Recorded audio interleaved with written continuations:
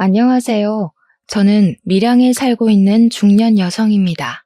2년 전 안타까운 사고를 겪고 아직도 그때의 공포와 후유증에서 벗어나지 못하고 있기도 하죠. 여전히 제 탓 같기만 한 그날의 일 때문에 남편 생각이 많이 나는 오늘입니다. 날이 좋아도 흐려도 남편 생각이 내내 가슴속에서 떠나질 않아 괴로운데 이게 참 병원의 힘으로도 극복하기가 어렵더라고요. 제가 전생에 큰 잘못을 지었기 때문에 일이 벌을 받는다고 해야 되는 걸까요? 밤만 되면 우는 것도 지치고 새벽 도중 잠에서 깨서 한참을 멍 때리고 있는 시간도 너무 힘이 들어서 사연을 찾게 되었어요. 그래도 이곳에는 저만큼이나 힘든 경험을 한 사람들이 수두룩하더라고요. 다들 위로받아 가시길래 저도 한번 글을 남겨봅니다. 저는 저랑 남편 그리고 아들까지 해서 셋이서 살고 있었어요. 그리 유복한 집이 아니었지만 유복한 집 못지않게 아주 행복하게 살았습니다. 특히 제 남편은 남편으로서 또는 아빠로서 늘 진심을 다하는 사람이었어요.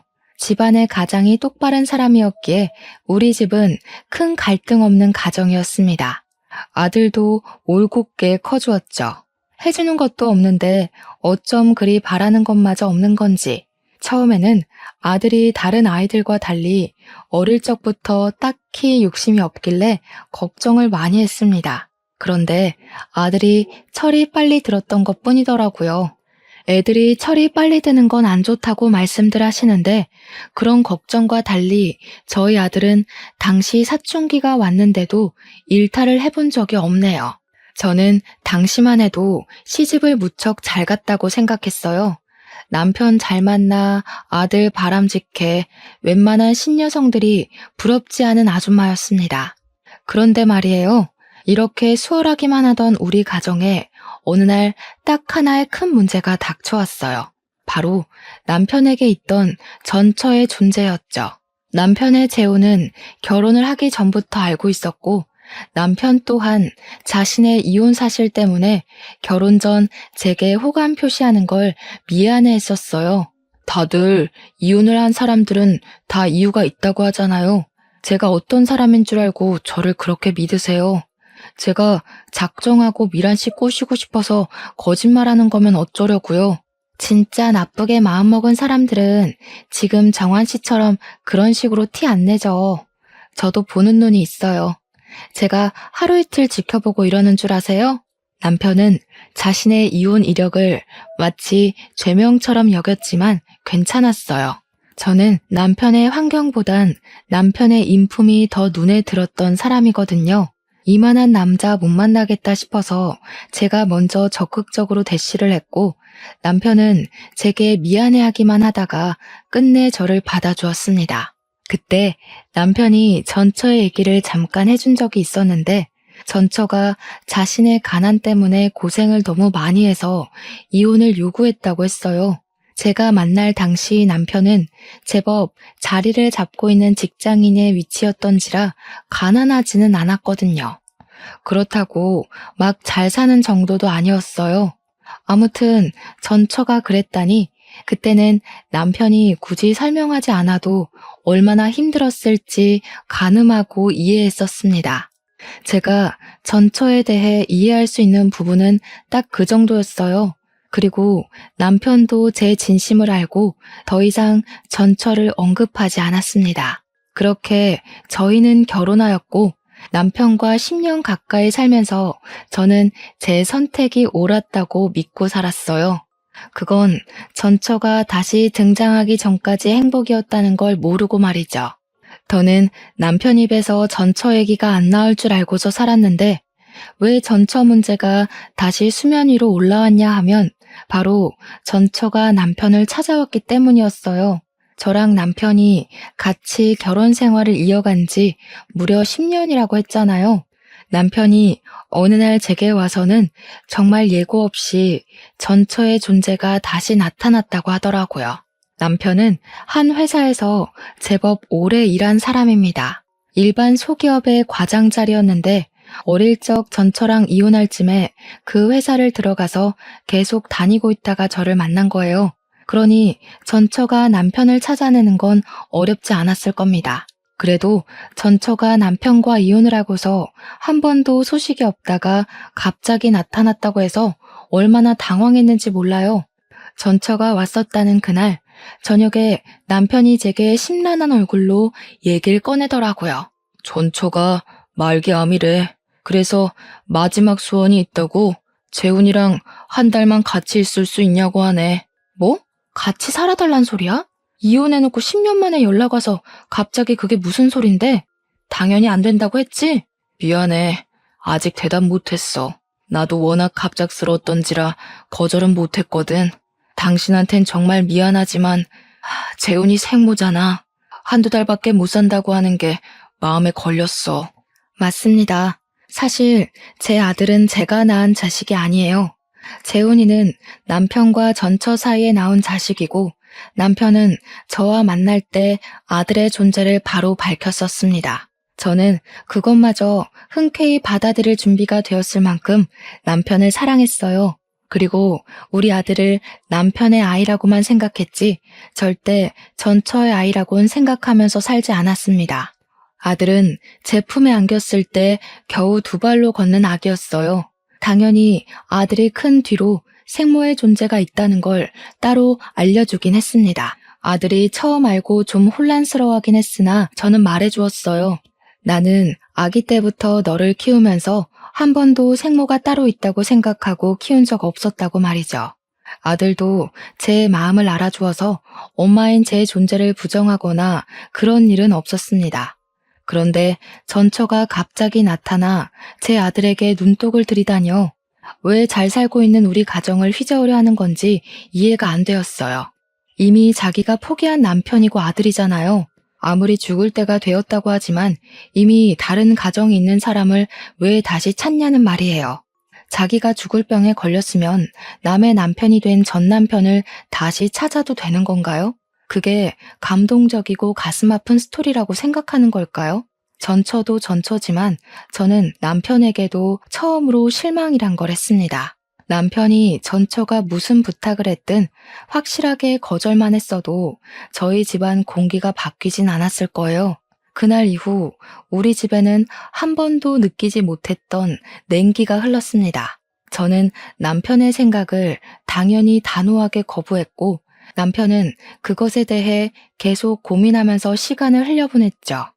그러던 어느 날 남편이 베란다에서 누군가와 통화하는 걸 보았어요. 슬그머니 가서 엿들었더니 통화 상대가 전처인 것 같더라고요. 그럼 입원 안 하고 그냥 집에서 보내려는 거야? 그러다 갑자기 큰일 나면 어쩌려고? 괜찮겠어? 어차피 가망이 없는 삶인데 언제 죽든 상관없지 뭐. 차라리 빨리 죽어버렸으면 좋겠다는 생각도 해. 너무 아플 때면 스스로 목숨도 끊고 싶더라. 그런 생각하면 안 되지. 할 수 있는 데까지는 버텨야 돼. 기다려봐. 내가 어떻게든 아내 설득해 볼게. 우리 와이프 그렇게 나쁜 사람 아니라서 당신 입장 이해해 줄 거야. 남편이 저를 잘 모르는 부분도 있었나 봅니다. 그럴 수밖에요. 10년 넘게 살아오면서 저 또한 남편에게 이럴 수 있는 여자라는 걸 처음 알았거든요. 저는 둘의 통화를 참지 못하고 베란다로 들어갔습니다. 남편의 휴대폰을 빼앗아 제가 받았어요. 저희 남편이 저를 잘 모르는 것 같아서 대신 말씀드릴게요. 말기암이라는 건 정말 유감입니다. 그런데 제 아들은 안 돼요. 가족이란 건 이미 손 놓으셨으면 그걸로 끝이라고 생각해요. 이렇게 다시 찾아서 남의 가정 뒤흔들어 놓을 거였으면 이혼을 하지 말았어야죠. 여보, 이리 내. 지금 그런 상황 아니야. 들어가서 설명할 테니까 휴대폰 이리 줘. 말기암이면 남의 가정이 파탄 나든 말든 그렇게 이기적이어도 되는 거예요? 아무리 죽기 전에 마지막 소원이라지만 기본적으로 윤리는 지켜야죠. 저는 그쪽 때문에 죽겠다고요. 남편은 결국 제게 큰 호통을 치면서 휴대폰을 강제로 앗아갔습니다. 그리곤 전처에게 다시 전화하겠다는 말을 하고서 끊었고 방으로 들어가 버렸어요. 속이 열불이 난다는 기분이 어떤 건지 그때 처음 느껴봤네요. 저희 집은 원래 큰 소리가 나는 집안이 아닌데 전처의 등장 이후로 번번이 큰 소리가 나니 아들도 깜짝깜짝 놀라는 것 같았어요. 아들은 저와 남편이 목청을 높일 때마다 불안했는지 한 번씩 방 밖을 나와서 눈치를 보더라고요. 이렇게 시간만 보내다간 뭐 하나 해결되는 거 없이 가족 관계가 망가져 버릴 것 같았어요.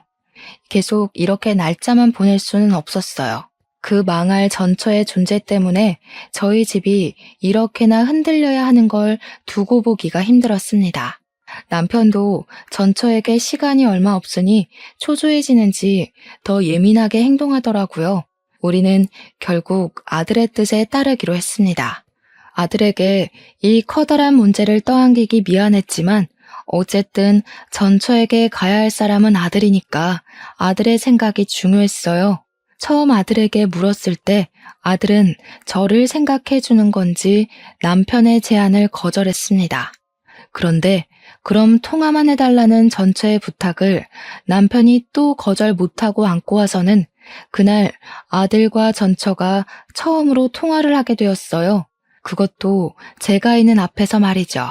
이름이 재훈이라고 그랬니? 엄마는 네 이름을 상열이라고 지었었는데 바꿨구나. 아직 우리 아들이 엄마는 많이 낯설 거야. 엄마가 너를 두고 떠날 수밖에 없었던 건 정말 미안해. 아들 입장에선 엄마를 용서할 수 없겠지만 그래도 기회 한번 주면 안 되겠니? 엄마가 다른 건 안 바라고 죽기 전에 아들 얼굴 한 번만 보고 싶어서 그래. 착한 우리 아들은 생모의 절절한 부탁에 결국 마음이 약해서 거절을 하지 못했고 우리와 상의 없이 이미 전처에게 알겠다고 약속을 해버렸더군요. 생모는 남편처럼 재혼도 안 하고 혼자 계속 살았고 변변한 직장도 없이 기초수급자로 계속 지내온 듯 했습니다. 저희 아들에게 그런 점을 더 어필했어요. 다른 건 모르겠고 자꾸 제 아들에게 엄마 거리는 게 무척 거슬리더군요. 그래서 또 한 번 휴대폰을 빼앗아 전처에게 따지고 싶었지만 아들의 선택이니 참을 수밖에 없었습니다. 아들은 통화를 끊고 나서 제게 미안하다고 눈물을 보였어요. 가슴이 아팠습니다. 이게 어디 아들 잘못인가요? 전처에게 정을 떼지 못하고 있었던 남편의 어리석은 판단 때문이지. 결국 저는 저 나름대로 속이 미어 터졌지만 우리 아들을 전처 품에 한 달 동안 보내주기로 결정을 내렸습니다. 남편이 아들을 싣고 전처에게 데려다 주려는 첫날 제가 얼마나 많이 울었는지 모릅니다. 마치 남편과 아들을 빼앗기는 기분을 느꼈거든요. 그렇게 아들 없이 한 달을 살아야 했던 기간 동안에 제 세상은 거의 9천이나 다름없었어요. 하루가 1년처럼 길기만 했습니다. 제가 시름시름 앓으며 점차 기운을 잃어가니 남편이 제 걱정이 되긴 했나 보더라고요. 매일 아들을 찾아가서는 저한테 아들 사진 보여주고 잘 있다고 계속 안심시켜 주었습니다. 남편은 일부러 저를 위해 전처가 걸려있는 사진은 보여주지 않으려고 했었어요. 하지만 제 머리엔 남편과 전처와 아들이 함께 있는 모습이 자꾸 그려졌고 분명 다 내 가족들인데 제가 마치 불청객이 된 것 같은 느낌을 계속 받았습니다. 그래서 그때마다 제 목소리는 자꾸 뾰족하게 흘러나갔죠. 어쩌라고? 나한테 자랑하는 거야? 지금 당신이랑 아들이 누구를 더 원하는지 그걸 보여주고 싶은 거야? 그런 게 아니잖아. 재훈이는 계속 너 보고 싶다고 해. 우리가 아무리 전처 사정 봐주고 있다고 하지만 내 아내는 너고 재훈이 엄마도 너야. 네가 안 불안해했으면 좋겠기에 나도 최대한 노력하고 있는 건데 왜 몰라줘. 솔직히 힘들잖아. 나는 아직도 말이 안 된다고 생각해. 어느 집 사람이 전처 죽을 때 됐다고 남편 갖다 바치고 아들 갖다 바치고 하겠어. 남편은 저 위로되라고 노력하는 거겠지만 남편이 노력하면 할수록 저는 더더욱 남편의 재혼녀밖에 안 된다는 인식만 커갔어요. 밤새 몰래 우는 것도 지쳐가며 보낸 시간이 어느덧 한 달째가 되던 날, 그 하루 전날이었습니다. 남편은 어김없이 아들에게 방문을 했고 그날은 작별하기 하루 전이라 전처랑 마지막 저녁 식사를 같이 해주기로 했다네요. 전처도 더 이상 아들 안 찾겠대. 내일 입원한다고 하더라고. 병원에 데려다 주기로 했어. 그동안 내 사정 이해해줘서 고마워. 내가 앞으로 당신한테 더 잘할게. 전처가 다른 말 해도 이젠 더 이상 안 봐줘. 무조건 내 아들 데리고 오는 거야? 그리고 그 여자가 어떻게 눈을 감든 그것도 당신이 신경 안 썼으면 좋겠어. 당연하지. 전처도 가족 있으니까 마지막 가는 길엔 굳이 나랑 아들이 필요 없어. 나도 그렇게까지 해줄 생각은 없고. 다시 한번 말하지만 나 전처한테 아무런 마음도 없어. 내가 좋아하는 건 당신이야. 이젠 평생 속 안 썩일게. 제가 한 달을 참아줬는데 그 몇 시간을 더 못 참겠습니까? 저는 남편에게 알아서 하라는 말을 한 뒤 다음 날만 목 빠지게 기다렸어요. 다음 날이 되면 남편이 아들을 또 데리러 갈 것이고 제 아들은 다시 제 품으로 돌아올 테니까요.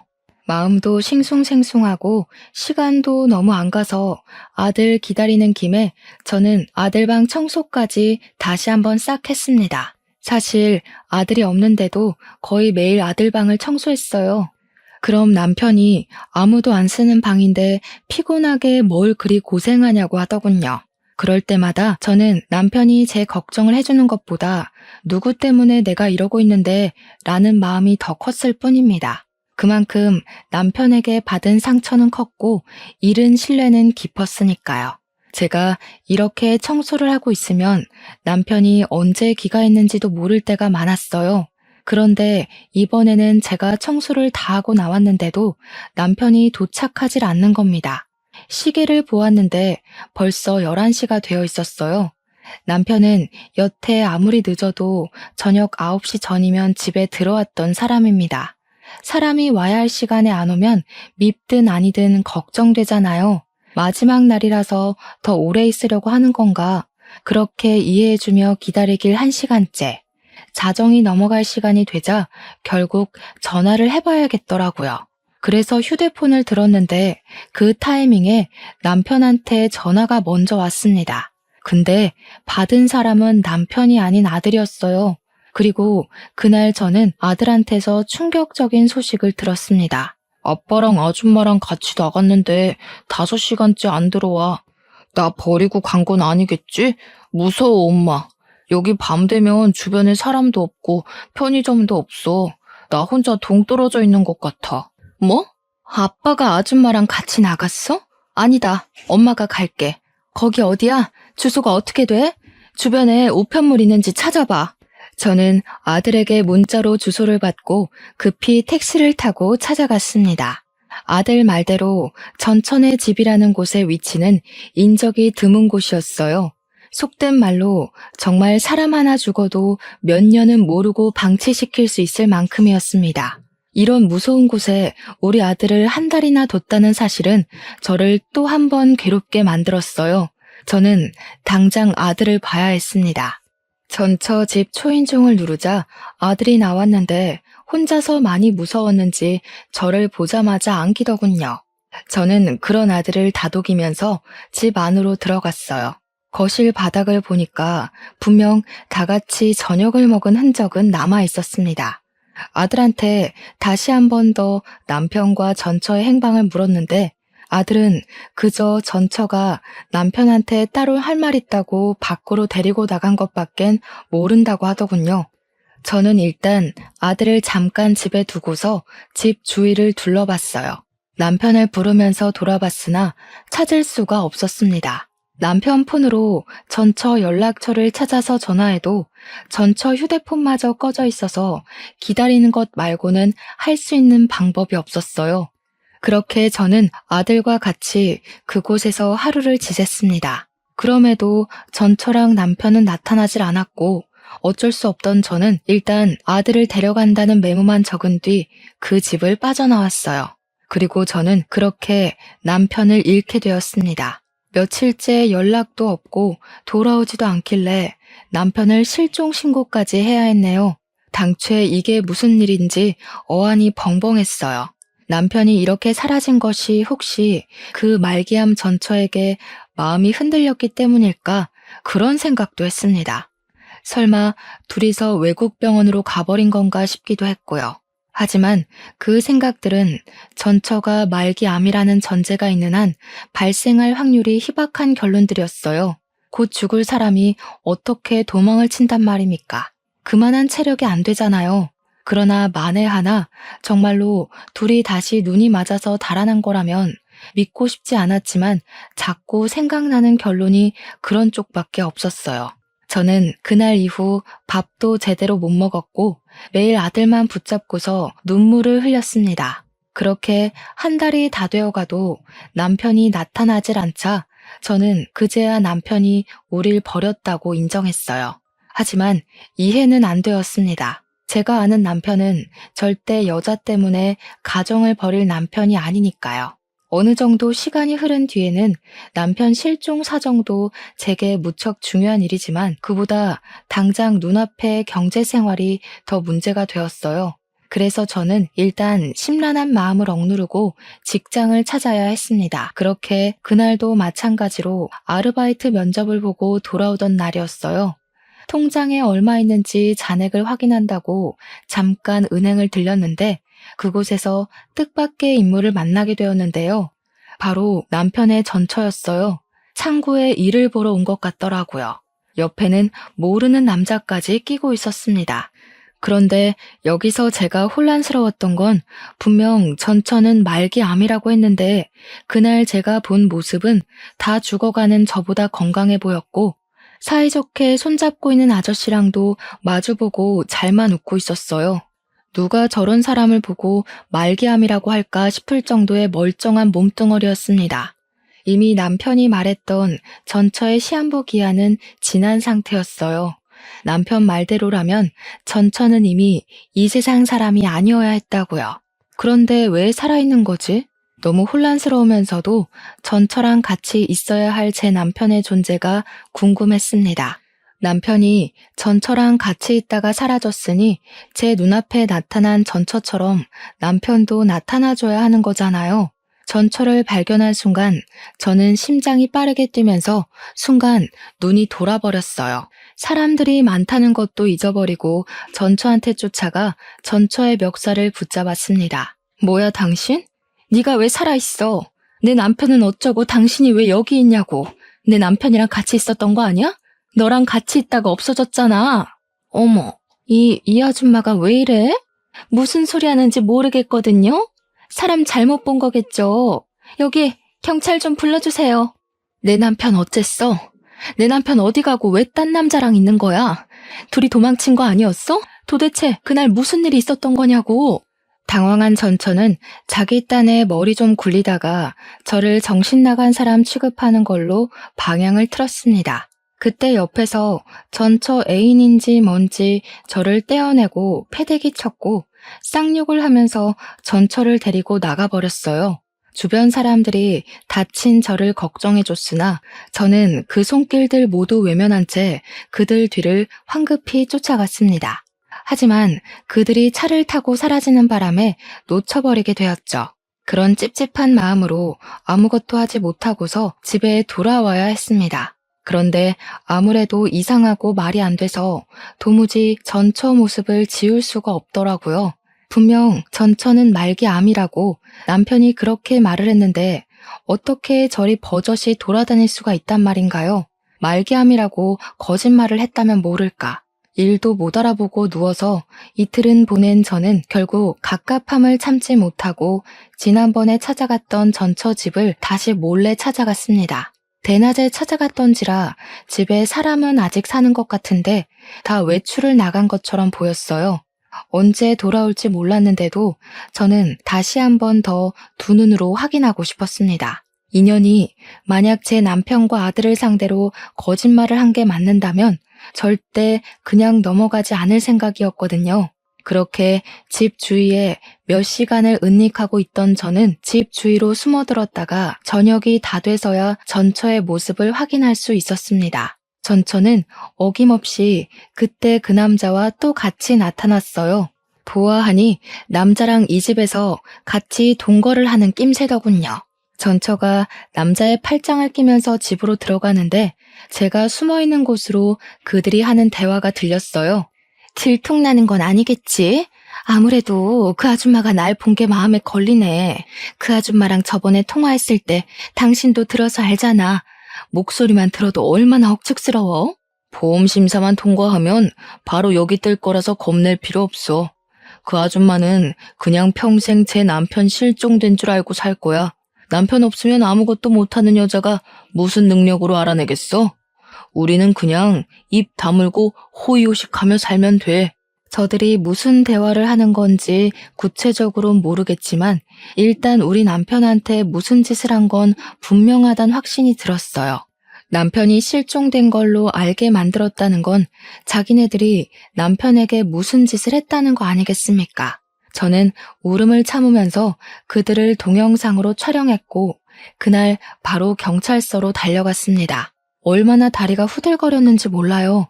경찰서에 가서도 어디서부터 어떻게 말을 시작해야 할지 몰라서 그저 생각나는 대로 중구난방 얘기를 꺼냈어요. 제 남편이 실종 신고된 사람인데 이 사람들이 아무래도 무슨 짓 한 것 같다고 동영상을 보여줬고 여자가 내 남편의 전처라는 사실과 내 남편이 이 여자랑 있다가 실종된 거라고도 모두 얘기를 해주었습니다. 무엇보다 이 여자가 말기암이라고 했는데 멀쩡하게 돌아다니는 것 또한 빠짐없이 전달했죠. 경찰은 처음엔 제 얘기를 별일 아닌 실종 사건이라 생각하는 듯했죠. 그럼에도 민중의 지팡이이기 때문에 제가 뭐라고 하는지 경청은 하고 있었고 갈수록 상세해지는 제 진술을 곰곰이 생각하는 태도까지 보여주었습니다. 경찰 또한 뭔가 수상하긴 하다는 걸 느낀 것 같았어요. 특히 제가 보여준 동영상에서 전처랑 남자가 하는 대화를 듣고서 심각한 표정을 지었거든요. 다행히 경찰은 제 증거를 토대로 수사를 시작해 주었어요. 경찰에게 연락이 올 때까지 저는 아들에게조차 신경을 쓸 수가 없었습니다. 그저 제발 제 남편이 어딘가에서 무사히 살아있어만 주길 바라고 기도하기만 했어요. 그리고 며칠 뒤 제겐 또 하나의 충격 소식이 들려왔습니다. 전처 때문에 제 머릿속이 폭풍처럼 휘몰아치던 중 5일 뒤에 경찰한테 전화가 왔는데요. 경찰이 제 남편 이름을 묻더니 배우자 되는 사람이 맞냐고 묻더라고요. 남편을 찾은 것 같은 뉘앙스에 기뻐서 저는 곧장 그렇다고 대답을 했고 남편 신고도 부인인 내가 했다고까지 말했습니다. 그러자 경찰이 곧바로 목소리를 가라앉혔는데 느닷없이 제 남편이 이미 사망을 했다고 하는 겁니다. 그 순간 저는 심장이 멎는 줄 알았어요. 잘못 들었나 싶어서 뭐라고 그랬냐고 다시 물었고 확인 사살을 당했습니다.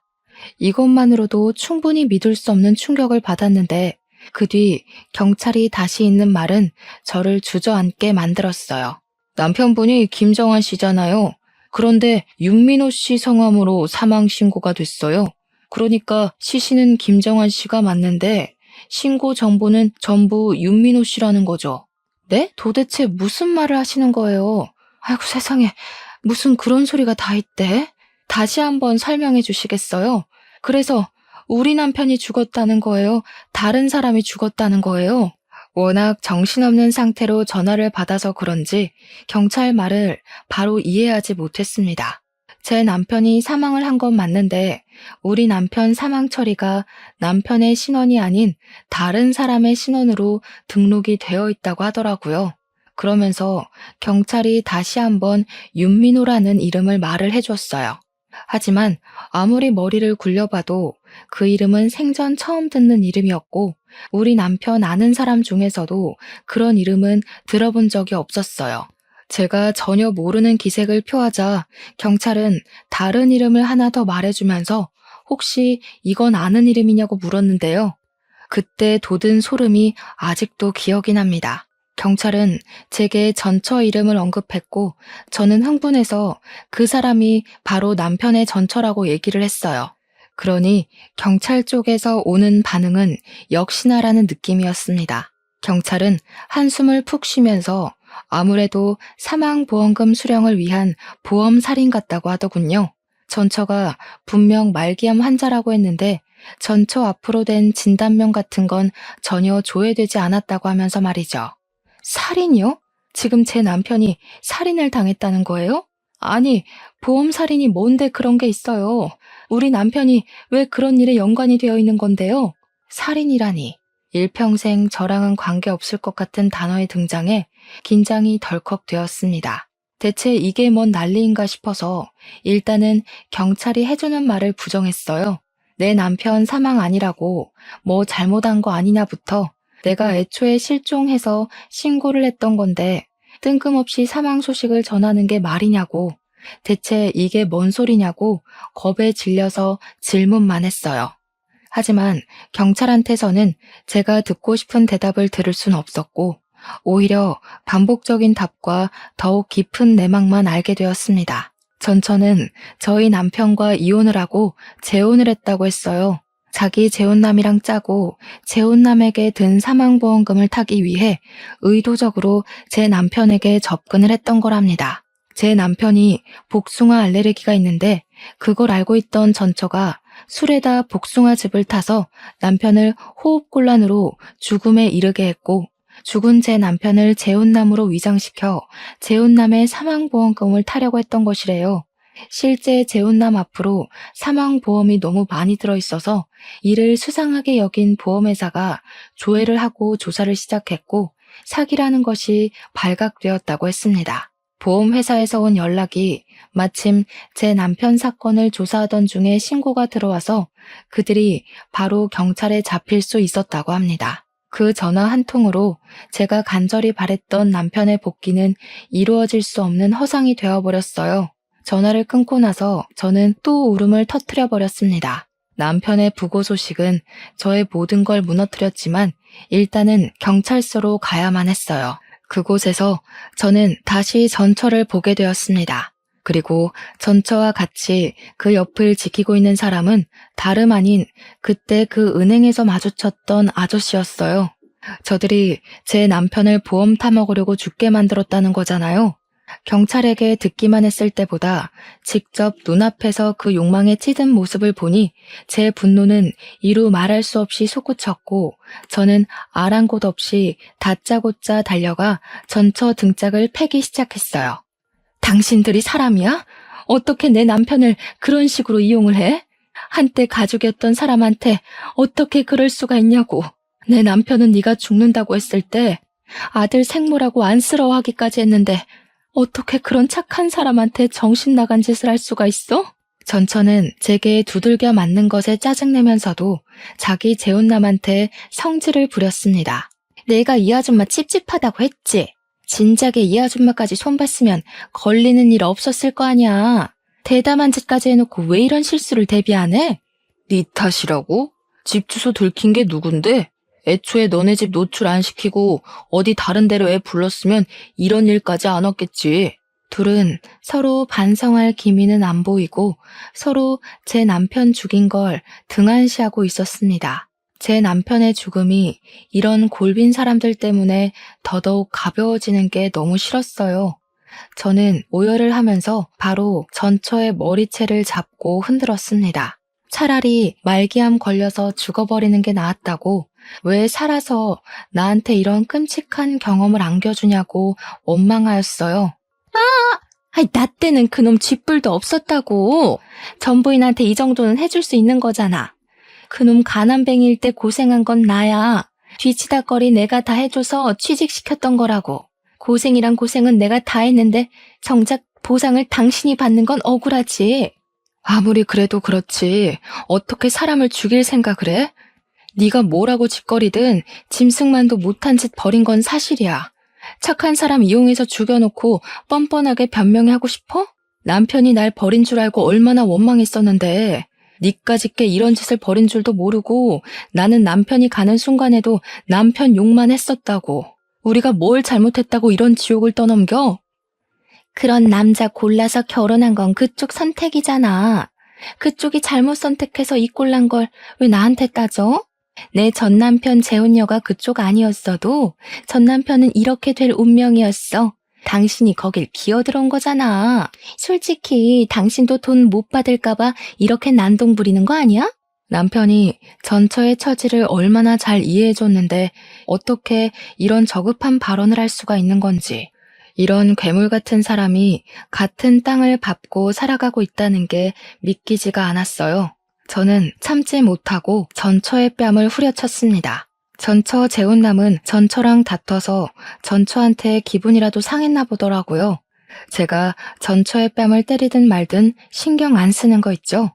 이 괴물 같은 년아, 너 같은 잡종들은 절대 깜빵에서 나오면 안 돼. 평생 깜빵에서 썩을 준비나 해야 될 거야. 감히 착한 내 남편을 죽이고 다시 바깥 놔둘 수 있을 것 같아? 네가 기어 나오면 내가 또 쳐넣을 거니까 평생 네가 뭘 잘못했는지 뼈저리게 느껴보라고. 제 남편은 정말 좋은 마음으로 전처의 마지막 길을 배웅해 주려고 했던 건데 왜 죽어서 돌아와야 했을까요?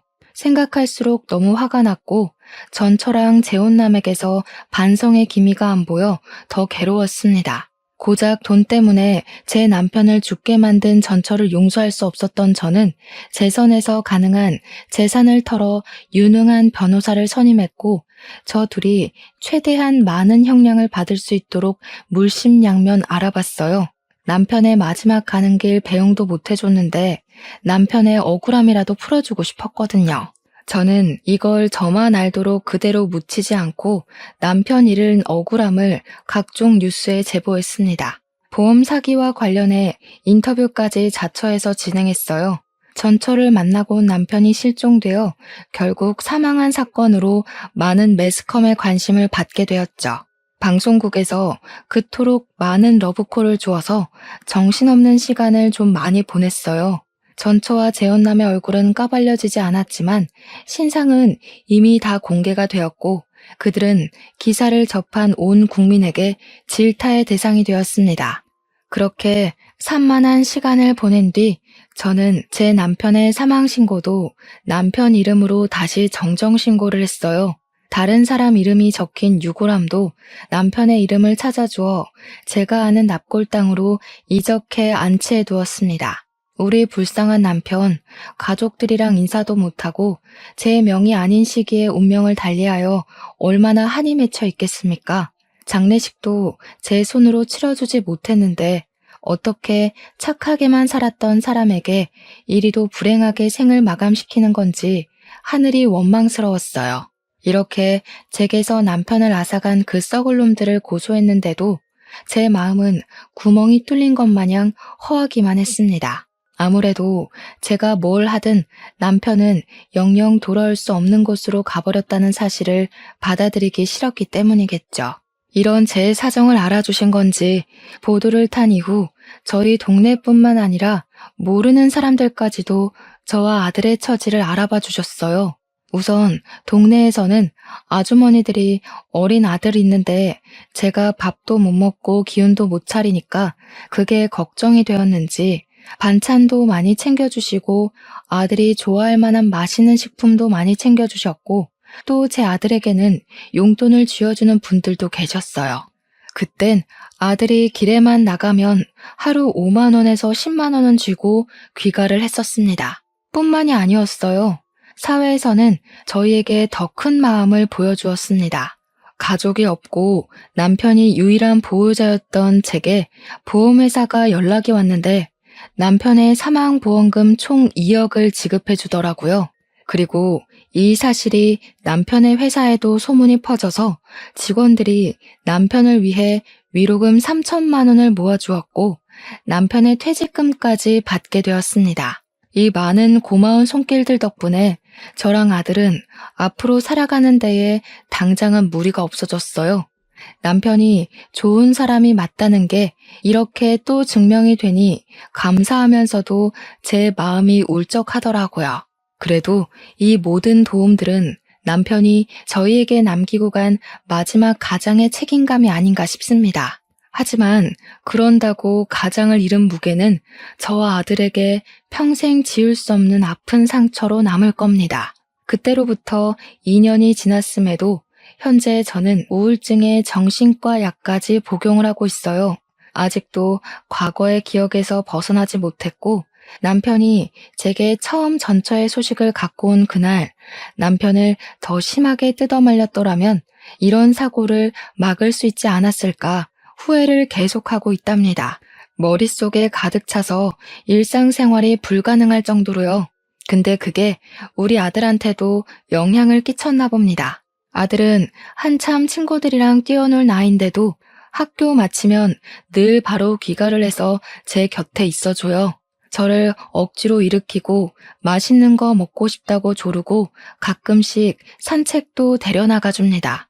아빠도 없는데 엄마까지 이르면 자기는 정말 살 수가 없다고 하는 아들의 말을 들을 때면 저도 잠시 정신이 번쩍 들긴 해요. 제가 차마 아들한테는 아빠가 그렇게 돌아가셨다는 말은 못 해줬고 사고로 눈을 감았다고만 알렸거든요.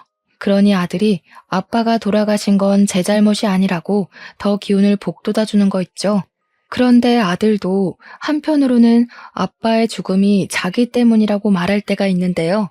자신이 생모를 보러 가겠다고 결정하지 않았으면 아빠가 안 죽었을 거라고 생각하더라고요.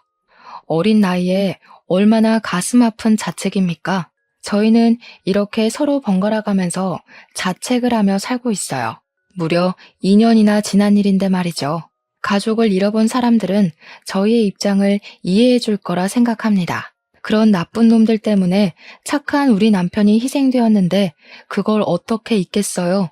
어떻게 보내주겠습니까? 생각은 깊어지고 그럴수록 후회는 늘어가니 잠을 자기가 힘들어 수면제 없이는 밤을 보낼 수가 없을 지경까지 이르러 버렸네요. 그렇게 많은 사람들이 제 남편의 억울한 죽음을 알아주었는데도 저는 또 이렇게 남편의 죽음을 알리러 사연을 씁니다. 남편이 세상에서 잊히지 않았으면 좋겠고 이렇게 해서라도 한 맺혔을 우리 남편의 마음을 위로해주고 또 위로해주고 싶거든요. 이것만이 제가 남편을 위해서 할 수 있는 최선이지 않을까 싶습니다. 라디오의 목소리가 청취자분들에게 닿는 것처럼 저희 남편에게도 닿았으면 좋겠다는 마음으로 몇 마디 좀 올리고 싶어요. 한 번도 제 꿈에 찾아오지 않은 남편에게 내가 잘못했으니 제발 꿈에만 나타나 달라고 얼굴 한번 보고 제대로 작별 인사하자고 말하고 싶습니다. 남편에게 화를 냈던 모든 순간이 후회가 되지만 제 마음속 뿌리 깊게 박혀있는 후회는 다름 아닌 남편과의 마지막 통화인데요. 남편이 다음날 집에 돌아오면 앞으로 저 아들에게 잘하겠다는 그 말을 서운한 마음에 진심으로 받아주지 못했던 게 괴로울 정도로 마음에 걸려 있어요. 그게 남편과의 마지막인 줄 알았더라면 조금이라도 따뜻한 말 한마디 더 해줄 걸. 왜 내 그릇은 그리도 작아서 남편 가슴에 대못을 박았는지 남편에게 미안하다고 말해주고 싶고 죽을 때까지 당신의 존재를 잊지 않고 마음에 품고 살겠다고 혹시나 만나게 된다면 그렇게 용서를 빌고 싶습니다. 이 모든 삶이 그냥 긴 꿈이거나 누군가의 소설이면 얼마나 좋을까요? 세상에 신이 있다면 제가 죽기 직전 한 번이라도 제게 남편과 작별 인사를 제대로 할 시간을 주겠죠. 그날을 손꼽아 기다리면서 아들과 함께 이 고된 시간을 버티며 살아가도록 하겠습니다. 제 남편 이야기 들어주셔서 감사해요. 들어주신 청취자분들이 계셔서 오늘도 제 남편은 억울함을 해소했을 것 같습니다. 여러분들은 당장의 서운함 때문에 가족들을 등지지 마시고 조금 더 따뜻한 마음으로 보듬어주는 사람이 되시길 바랍니다. 제 사연을 보시고 위로의 한마디 부탁드릴게요. 고맙습니다.